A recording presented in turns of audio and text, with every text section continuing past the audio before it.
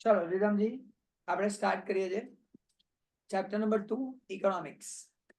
હવે આપણું જે કામ છે ઇન્ડિયન ઇકોનોમીનું, આ ચેપ્ટર આજે આપણો છેલ્લો 1950 થી લઈને 1990 સુધી આપણી ઇન્ડિયામાં થયું શું એમ, આફ્ટર ઇન્ડિપેન્ડન્સ આપણી ઇકોનોમીમાં શું થયું એ સમજાવવા માંગ્યો. તો ઇન્ડિયાની અંદર મિક્સ ઇકોનોમી સિસ્ટમ કામ કરે એવું આપણે શીખ્યા. જ્યાં કેપિટલિસ્ટની જરૂર પડી ત્યાં એમને કેપિટલિસ્ટ, જે કેપિટલ ઇન્વેસ્ટ કરી શકે એ લોકોને ઇન્વેસ્ટ કરીને ભલે પ્રોફિટ કમાય પણ ડેવલપમેન્ટ થાય છે એટલે એને પરમિશન આપી. પછી જ્યાં વેલફેરની જરૂર હતી તો સોશિયલ વેલફેર એક્ટિવિટી કરવા માટે ગવર્મેન્ટ ઇન્ટ્રોડ્યુસ કરી, એ પોતાની પોલિસીસ લાયા. તો બંને મિક્સ ઇકોનોમી આપણી કન્ટ્રીમાં ચાલે છે. પછી આપણને ધીરે ધીરે ખબર પડી કે એગ્રીકલ્ચર, ઇન્ડસ્ટ્રી અને ટ્રેડ આ ત્રણ ઉપર 5 યર પ્લાન બનાવીને ડેવલપમેન્ટ કરવામાં આવે. બરાબર, આટલું કામ આપણે કરી ચૂક્યા, સમજી બી ગયા. એગ્રીકલ્ચરને આગળ વધારવા માટે, ફાર્મર્સને આગળ વધારવા માટે જે જરૂર પડી બધું કર્યું. ઇન્ડસ્ટ્રીઝને આગળ વધારવા માટે જેની જરૂર હતી એ કરવામાં આવ્યું. ઇનશોર્ટ એ બધું આપણે જોઈ ગયા. તો 1950 થી લઈને 1990 સુધી આ બધા સ્ટેપ્સ લીધા, 5 યર પ્લાન બનાવી. હવે આજનો જે લેક્ચર છે એની અંદર આપણને કહે છે કે ભાઈ ઓકે, જે બી કરવામાં આવ્યું 5 યર પ્લાન બનાવીને કર્યું, 1 યર પ્લાન બનાવ્યા, 2 યર પ્લાન બનાવ્યા, જે બી બનાવ્યું એ બધાની ઓવરઓલ વાત કરે છે. India's growth strategy during the period 1950 to 1990. તો 1950 થી લઈને 1990 સુધીમાં ગ્રોથ સ્ટ્રેટેજી શું હતી એ આપણને હવે ઓવરઓલ સમજાવે છે. તો પહેલું છે કેરેક્ટરિસ્ટિક ફીચર. એનો ફીચર શું છે એ આપણને સમજાવે કે એ વખતે જે ગ્રોથ સ્ટ્રેટેજી બનાવી એ ડ્યુરેશનમાં, તો એની અંદર શું આવતું હતું એ આપણને અહીંયા સમજાવે છે. ચલો તો વાંચવાનું છે, શરૂ કરીએ. વાંચો બેટા. A combined view of A combined view of above sections of this chapter, sections 2.1 through 2.5, offers certain characteristic features of Indian growth strategy during the period 1950-1990. આપણને એવું કહે છે, આપણે ઉપર જે ભણ્યા ને ટ્રેડ, એગ્રીકલ્ચર, પછી ઇન્ડસ્ટ્રીઝ, 5 યર પ્લાન્સ બનાયા, તો આ બધા જે કામ કરવામાં આવ્યું ને 2.1 ટોપિક થી લઈને 2.5 સુધીમાં જે બી કામ કરવામાં આવ્યું એના આધારે આપણને આ કેરેક્ટરિસ્ટિક્સની ખબર પડે છે ગ્રોથ માટે ગવર્મેન્ટે કર્યું શું. તે બધાનું કોમ્બિનેશન છે. ઉપર જે બી ભણ્યા એનાથી નવું વસ્તુ નથી આવવાની, આની અંદર ખાલી સમજાવશે કે ભાઈ આપણે કેવી રીતે કામ કર્યું ડેવલપમેન્ટ માટે, ગ્રોથ માટે, એ સમજાવે. This are as under. તો પહેલું આપણને કીધું છે વાંચતો. India adopted mixed company and 5-year plans as the overall growth model or the overall strategy of growth. તો ગ્રોથ કરવા માટે શું કરવામાં આવ્યું?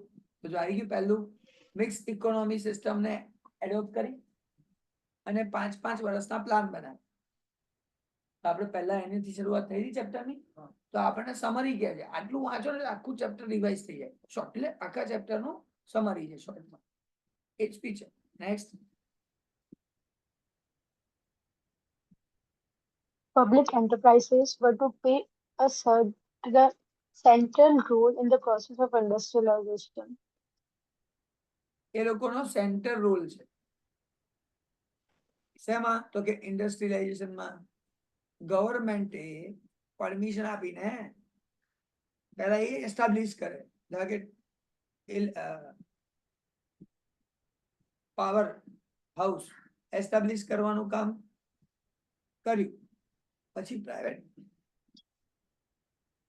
પ્રાઇવેટ કંપનીઝ ને સોંપી દીધું.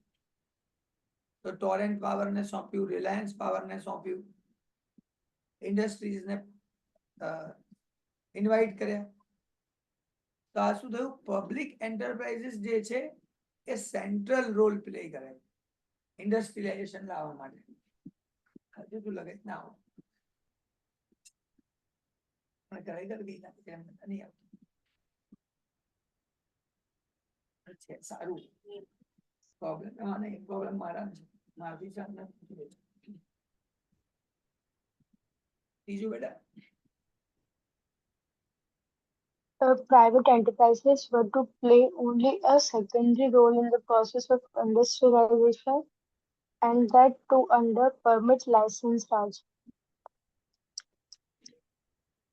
પ્રાઇવેટ એન્ટરપ્રાઇઝ નો બી રોલ છે ઇન્ડસ્ટ્રીલાઇઝેશન ના, પણ એ સેકન્ડરી રોલ છે.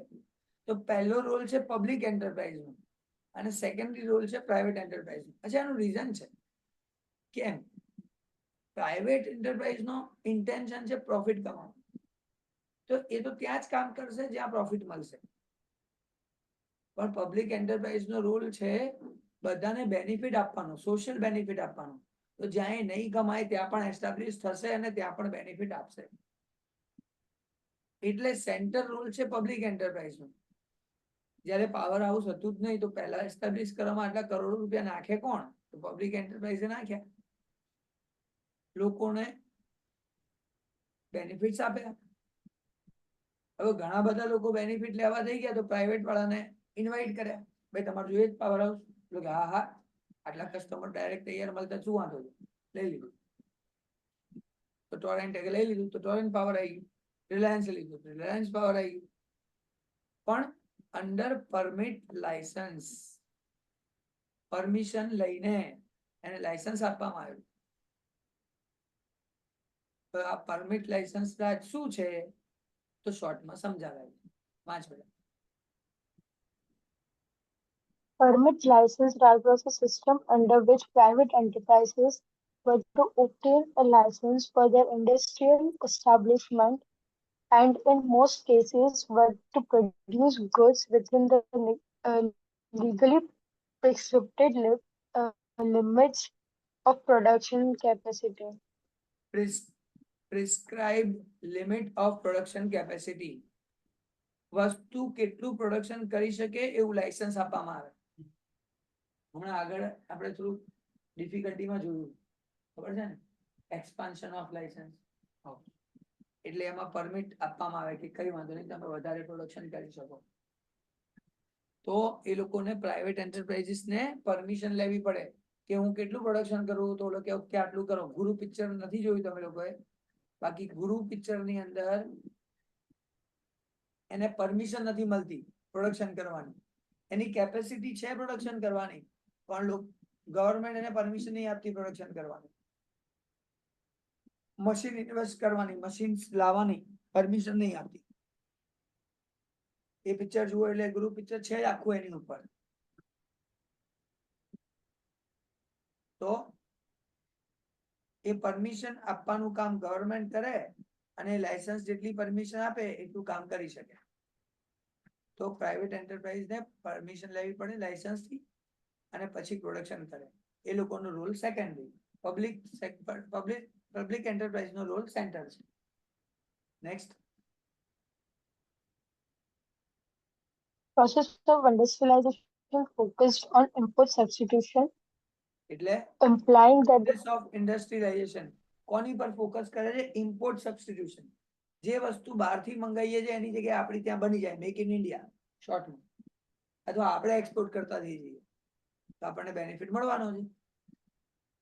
એની પર ફોકસ કરે છે. પછી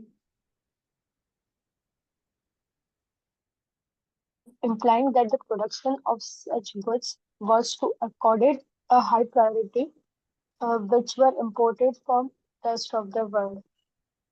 વર્લ્ડના અધર એરિયાઝમાંથી જે લાવવામાં આવે છે એને બનાવો. The idea was to achieve self-reliance. જાતે બનાવો. એટલે શું થાય? To economicize economize the use of foreign exchange. આપણું ફોરેન એક્સચેન્જ નો યુઝ થઈ રહ્યો છે ને એને ઇકોનોમાઇઝ થાય, ઓછો થાય, વ્યાજબી થાય, ખર્ચો ઘટે, એટલે આપણે વસ્તુ આપણે જાતે બનાવવાની, ઇન્ડસ્ટ્રીલાઇઝેશન. એટલે કીધું છે ગ્રોથ સ્ટ્રેટેજીમાં શું હતું, તો પહેલા ફાર્મિંગ પર ડિપેન્ડ હતા, ઇન્ડસ્ટ્રીઝ નહોતી, તો ઇન્ડસ્ટ્રીઝ બનાવવા ઉપર ફોકસ કરવામાં આવ્યું. એના માટે પબ્લિક સેક્ટર યુનિટ બનાવો કે પ્રાઇવેટ સેક્ટર બનાવો ત્યાં જે જરૂર પડે. નેક્સ્ટ બેટા. As far as possible, domestic industry was to be protected from foreign competition. Foreign competition ની સામે ડોમેસ્ટિક ને પ્રોટેક્ટ કરવા માટે, એટલે કે બહારથી લોકો ના ખરીદે, ઇમ્પોર્ટ ના કરે, એના માટે સ્ટેપ્સ લેવામાં આવ્યા ડોમેસ્ટિક ઇન્ડસ્ટ્રીને બચાવવા માટે. તો કેવી રીતે લેવામાં આવ્યા, તો બહારની કન્ટ્રીની જે વસ્તુ છે ને એને મોંઘી કરવા માટે અહીંયા ટેક્સીસ લગાડે, ડ્યુટીઝ લગાડે, અને બહારની મેં મોંઘી કરી દીધી. તો protection was to be offered through કેવી રીતે, heavy duty on imports, fixation of import quotas, આનાથી વધારે તમે ના મંગાવી શકો, લિમિટેડ. તમે બહારથી મંગાવવા માંગો છો ખાલી 5 kilo, example 5 kg, 2 kg, 500 kg, એનાથી વધારે ના મંગાવી શકો. એ લોકોએ લિમિટ કરી દીધી, જેથી ડોમેસ્ટિક ઇન્ડસ્ટ્રીને લોસ ના થાય.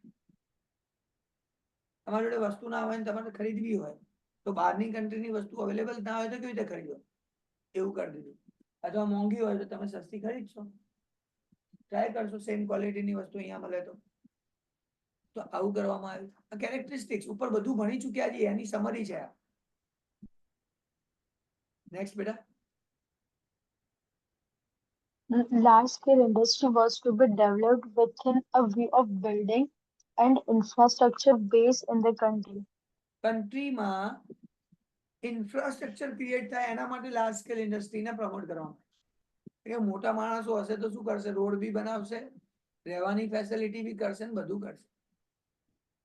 અને જ્યાં મોટી કંપની છે ત્યાં આજુબાજુમાં ઓટોમેટિક ડેવલપમેન્ટ થશે, કારણ કે નંબર ઓફ એમ્પ્લોયી એની જોડે વધારે હશે. અને બીજું છે small scale industry was to be develop with a view to achieve the objective of employment and equity. Employment generate કરવા, નાના નાના લોકો ઘણા બધાને કામ મળે, બધા આગળ આવે એના માટે small scale industry. Infrastructure develop કરવા માટે લાર્જ સ્કેલ ઇન્ડસ્ટ્રી. તો બધાને ધ્યાનમાં રાખીને બધાને મોટિવેટ કરીને એની પાસેથી કામ લીધું. ક્લિયર બેટા? હા. તો આ છે characteristics of 1950 to 1990 growth strategy. 5-year plan હતા, મિક્સ ઇકોનોમી હતી, પબ્લિકનું મેઇન પબ્લિક એન્ટરપ્રાઇઝનું સેન્ટ્રલ રોલ છે, પ્રાઇવેટ એન્ટરપ્રાઇઝનો સેકન્ડરી રોલ છે, અને જેટલું લાયસન્સ આપવામાં આવે, જેટલી પરમિશન આપવામાં આવે એટલું પ્રોડક્શન કરતી, બરાબર. અને પ્રોડક્શન કરતી તો એ ડોમેસ્ટિક પ્રોડક્શનને સેફ કરવા માટે, બહારથી લોકો ના મંગાવે એના માટે વધારે ડ્યુટી લઈને એને કંટ્રોલ કરતી. એટલે લાર્જ સ્કેલ ઇન્ડસ્ટ્રીને ઇન્ફ્રાસ્ટ્રક્ચર માટે અને સ્મોલ સ્કેલ ઇન્ડસ્ટ્રીઝને એમ્પ્લોયમેન્ટ જનરેશન માટે યુઝ કરવામાં આવે. એમ કરીને ઓવરઓલ ગ્રોથ માટેની વાત 1950 થી 1990 સુધી થઈ. તો આટલું વાંચીએ એટલે આપણને એટલી ખબર પડી ગઈ. તો હવે ફરીથી રિકોલ કરીએ આગળના બધા જ ટોપિકને. હું જતો રહું છું ફર્સ્ટ પેજ, 23 પેજ પર આવીશું, પણ પહેલા ફર્સ્ટ પેજ આવ્યું. ઇન્ડિયન ઇકોનોમી પહેલા વાત કરી, ઇકોનોમી સિસ્ટમ તો કેપિટલિસ્ટ હોય, સોશિયાલિસ્ટ હોય, તો આપણી જોડે છે મિક્સ ઇકોનોમી. પછી 5-year પ્લાન આયા, 1951 થી સ્ટાર્ટ થયા. 5-5 વર્ષે ટાર્ગેટેડ વર્ક કરવામાં આવ્યું. આ એરિયાને ડેવલપ કરો, આ એરિયાને ડેવલપ કરો, આ એરિયાને ડેવલપ કરો. પછી વાત આવી એગ્રીકલ્ચર સેક્ટર, જેમાં લોકોને લેન્ડની જરૂર હતી તો લેન્ડ રિફોર્મ, અને ટેકનોલોજીની જરૂર હતી તો ટેકનિકલ રિફોર્મ લાવવામાં આવ્યું, જેથી ગ્રીન રિવોલ્યુશન આવ્યું. અને ગ્રીન રિવોલ્યુશનની અંદર સારી ક્વોલિટીના સીડ્સ અને ફર્ટિલાઇઝર્સથી પ્રોડક્શન કેપેસિટી વધારવામાં આવી. પછી ઇન્ડસ્ટ્રીની વાત આવી, તો ઇન્ડસ્ટ્રીની અંદર ઇમ્પોર્ટ સબસ્ટિટ્યુટ બનાવવામાં આવ્યા, કે ઇમ્પોર્ટ કરવાની જગ્યાએ આપણે ઇન્ડિયામાં વસ્તુ બનાવવામાં આવે. અને ટ્રેડની વાત કરો તો પરચેસિંગ અને સેલિંગની વાત આવી, કે આપણે બહારથી ઇમ્પોર્ટ કરવાની જગ્યાએ એક્સપોર્ટ કરીએ અને આપણા જ કન્ટ્રીની જે કરન્સી છે એ વધારે બહાર ના જાય એનો ટ્રાય કરવામાં આવ્યો. અને પછી વાત આવી આપણી ગ્રોથ સ્ટ્રેટેજી જે અત્યારે આપણે કરી રહ્યા છીએ. આ બધાની સમરી છે ગ્રોથ સ્ટ્રેટેજી કે 40 વર્ષમાં કરવામાં શું આવ્યું જે આપણે હમણાં જોયું કેરેક્ટરિસ્ટિક્સ ઓફ ગ્રોથ સ્ટ્રેટેજી. હવે આ ગ્રોથ માપન આજે આટલા વર્ષોમાં કામ કરવામાં આવ્યું ને એની અલગ અલગ ઇફેક્ટ છે જેને કહેવાય pros and cons, good effect and bad effect. તો પહેલા એની સારી ઇફેક્ટ શું થઈ, આવું કરવાથી ફાયદો શું થયો? કારણ કે જો એગ્રીકલ્ચરની અંદર શું કર્યું, લેન્ડ રિફોર્મ કર્યું અને ટેકનિકલ રિફોર્મ કર્યું. તો ટેકનિકલ રિફોર્મ થયું તો એટલા જ એકર જમીનની અંદર પ્રોડક્ટિવિટી વધી, પણ લેન્ડ રિફોર્મ થયું તો પ્રોબ્લેમ શું થયો, જે લોકોની જમીન હતી એ જતી રહી એ બી પ્રોબ્લેમ થયો. એ જુદી વસ્તુ છે કે લોકોએ પોતપોતાના રસ્તા કરી નાખ્યા. પછી ઇમ્પોર્ટ કરવાની વસ્તુને મોંઘી કરવામાં આવી તો લોકો ડોમેસ્ટિક પ્રોડક્ટ ખરીદે, તો એનાથી ફાયદો શું થયો, નુકસાન શું થયું? તો ગુડ ઇફેક્ટની વાત કરે છે કે સારી ઇફેક્ટ ક્યાં આવી તે આપણને અહીંયા સમજાવશે. વાંચો. The strategy of growth during the period 1950 to 1990 yielded from following good effects. Yielded the following good effect. શું yield કર્યું? તો કે સારી ઇફેક્ટ નીચે થઈ.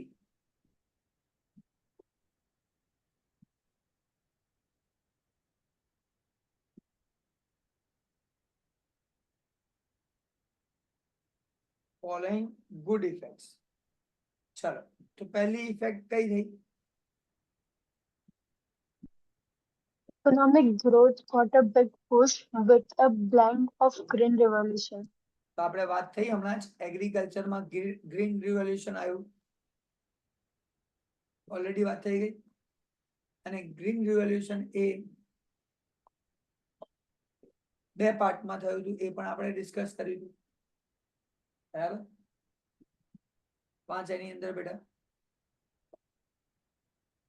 Despite a massive increase in agricultural output, the proportion of industry sector in GDP increased from 13% in 1950 to 51 to 24.6% in 1990 to 91, which is a sign of growth with structural change.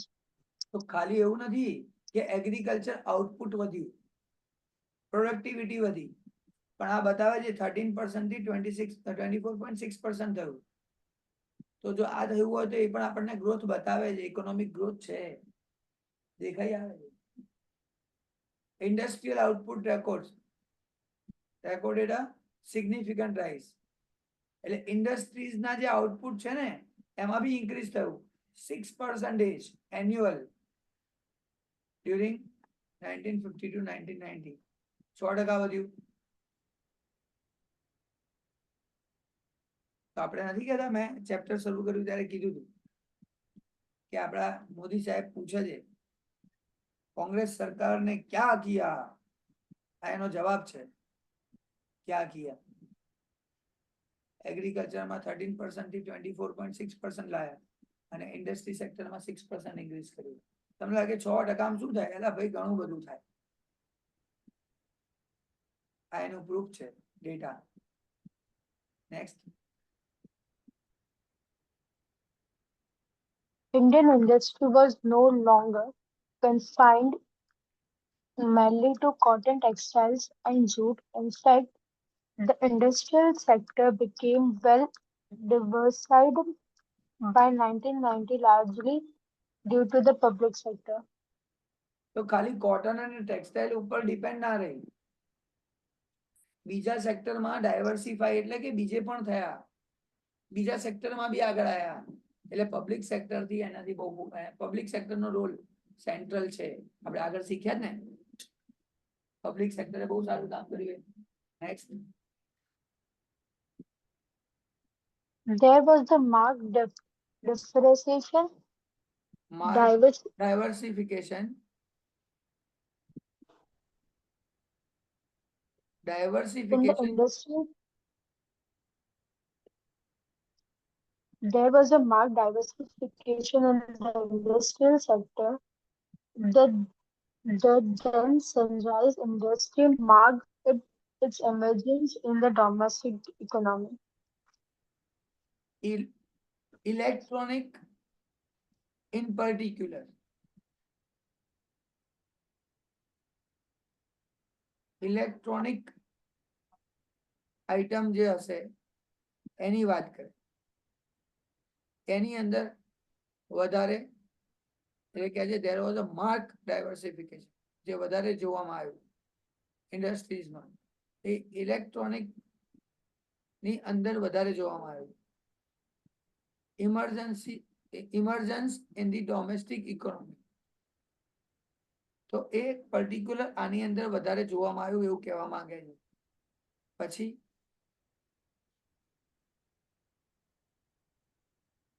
Growth of large-scale industry like Rourkela and Billali steel plant, plants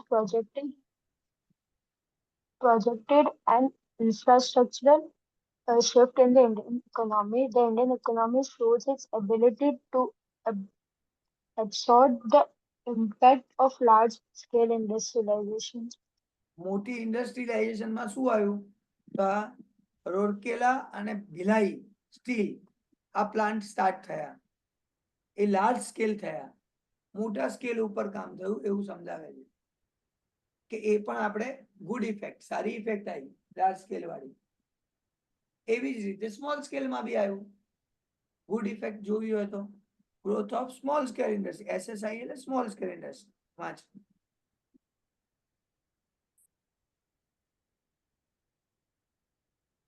The growth of small-scale industry made a substantial uh, contribution in achieving the objectives of growth with social justice.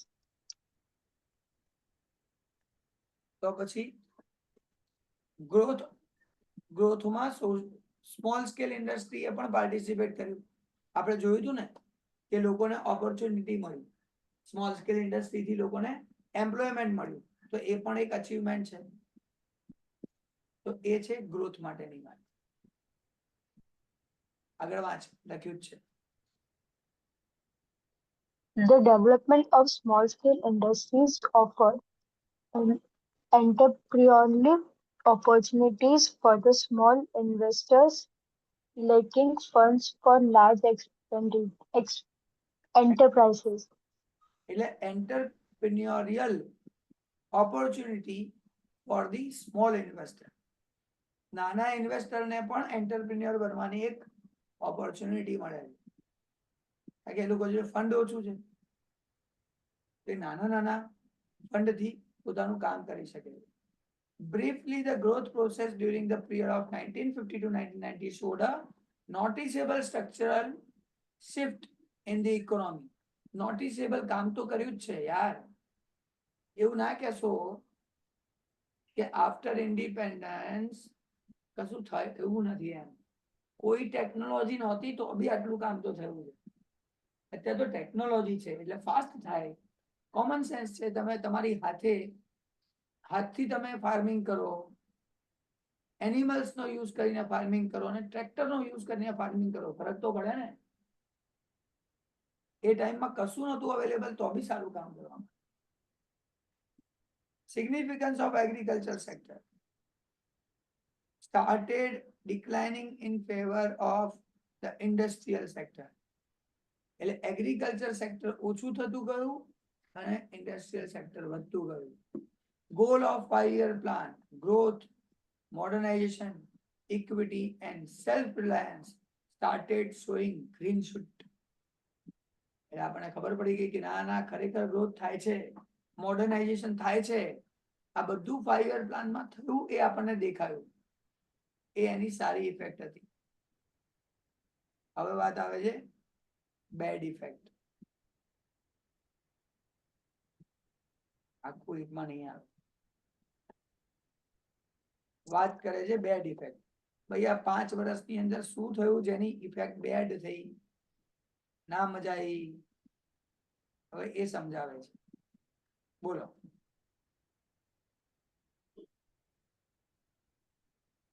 Bad effects were as significant as good effects.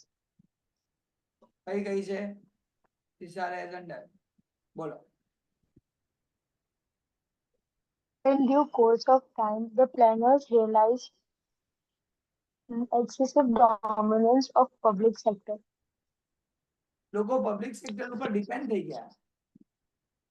Electricity આવી તો કે હા government આપણને મફતમાં electricity આપશે.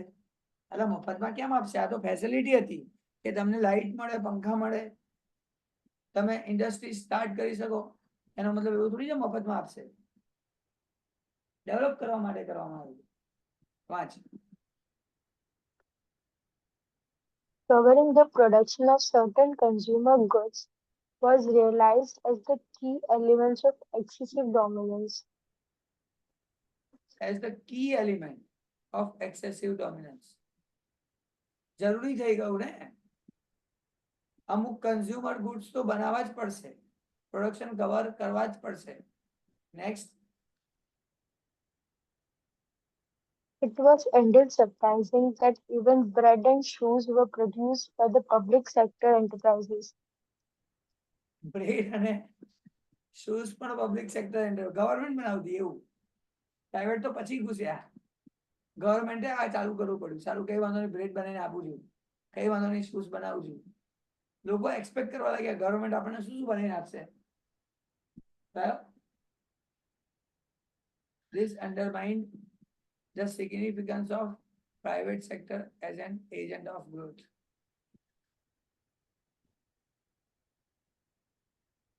Private sector જે છે એનાથી બેનિફિટ તો લેવામાં આવ્યો જ છે એવું કહેવા માંગે, પણ પબ્લિક સેક્ટર પર ડિપેન્ડન્સી વધી ગઈ. બેડ ઇફેક્ટ આ છે.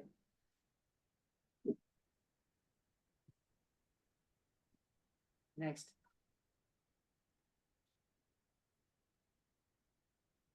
Public sector monopolies gradually turned out to the dead social weight,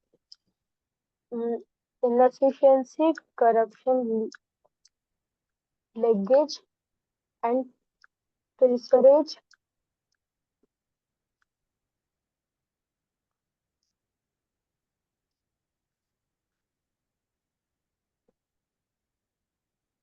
public sector શું છે?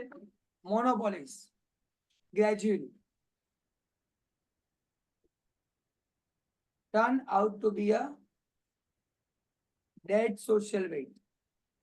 સોશિયલ વેઇટ સાઈડમાં જતો રહ્યો.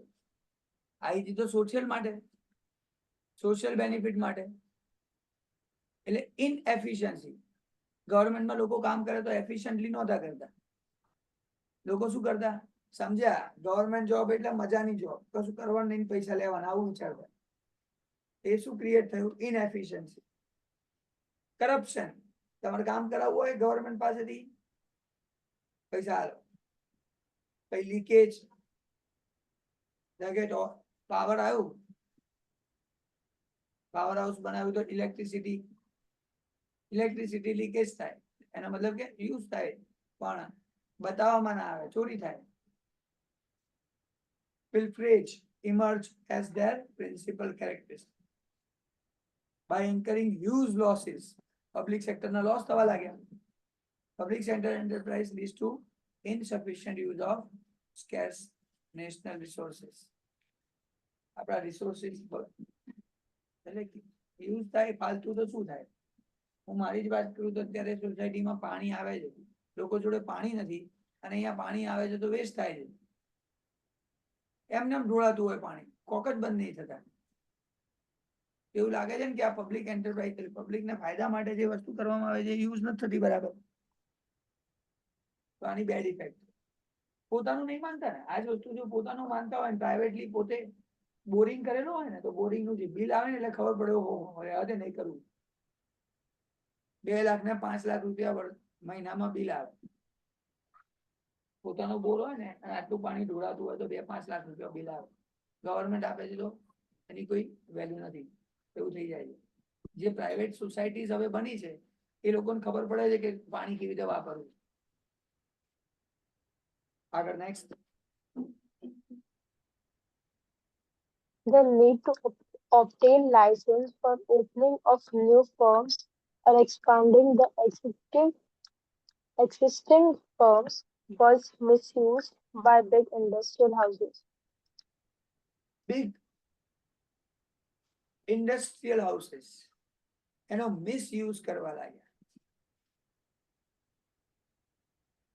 નવું ફોર્મ ખોલવું છે કે એક્સપાન્ડ કરવું છે તો એક્ઝિસ્ટિંગ ફોર્મ એનો મિસયુઝ કરવા લાગ્યા. The big houses would get license simply. મોટા માણસોને સરળતાથી લાયસન્સ મળી જાય અને બિચારા નાના માણસોને લાયસન્સ મળે નહીં. ખ્યાલ આવ્યો? એટલે એ જે પૈસા આપે લાયસન્સ લઈ લે, નાનો માણસ એકચ્યુઅલી સ્મોલ સ્કેલ ઇન્ડસ્ટ્રીને લાયસન્સ મળવું જોઈએ, લાયસન્સ મળે નહીં તો એની બેડ ઇફેક્ટ છે, લોચો થઈ ગયો એના. પછી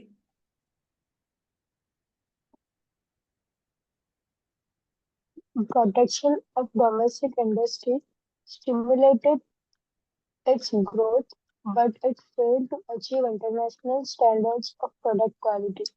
ઇન્ટરનેશનલ જો ડોમેસ્ટિક ઇન્ડસ્ટ્રીને સાચવવામાં આવી એટલે બહારના કન્ટ્રીની વસ્તુ ઇમ્પોર્ટ કરતી વખતે ડ્યુટી વધારવામાં આવી, એમાં રિસ્ટ્રિક્શન્સ લાવવામાં આવ્યા, પણ ઇન્ટરનેશનલ સ્ટાન્ડર્ડ્સને આપણે બીટ ના કરી શકીએ.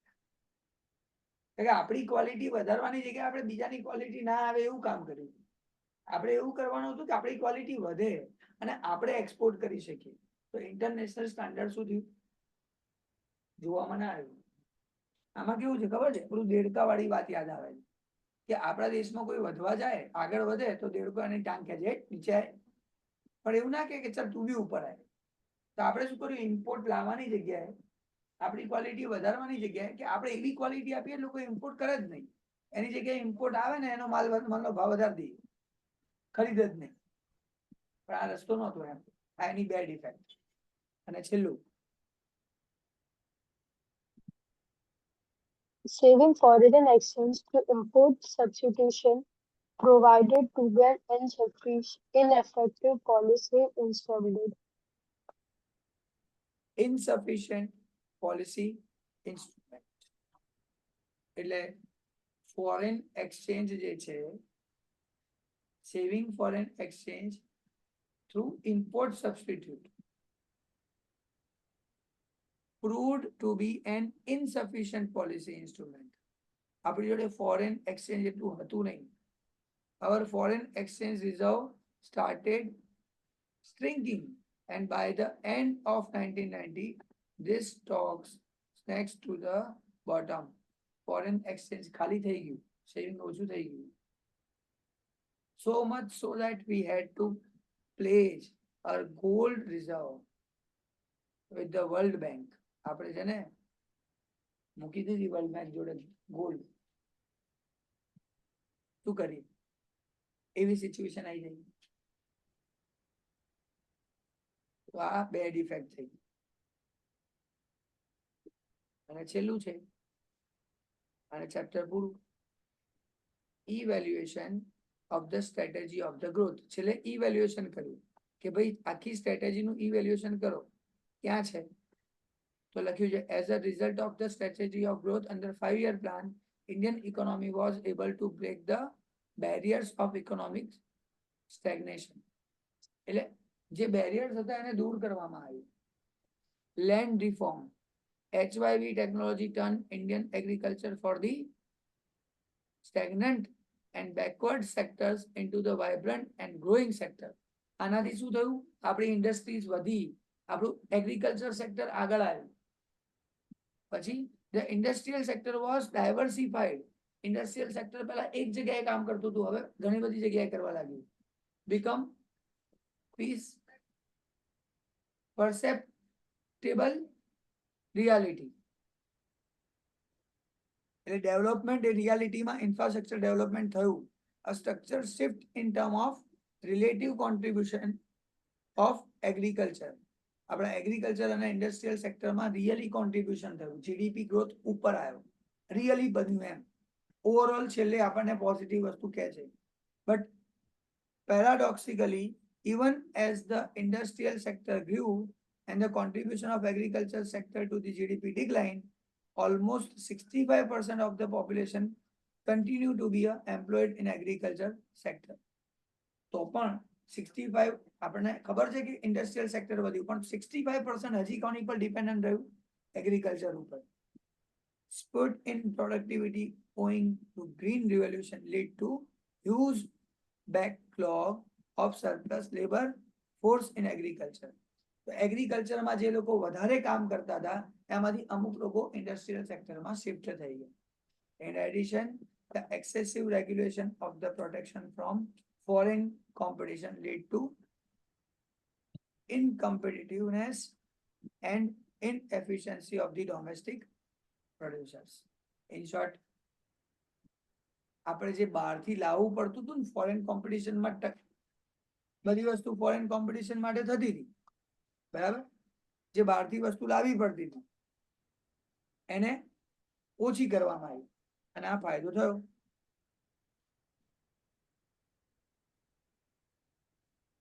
ટૂંકમાં ઓવરઓલ ફાયદો છે, બરાબર? આટલું કહે છે અને ચેપ્ટર ઓવર થાય. નેક્સ્ટ લેક્ચરમાં એટલે કે હવે બીજું કંઈ આપણે કરવાનું છે. આજનો લેક્ચર અહીંયા ઓવર કરીએ. બાય.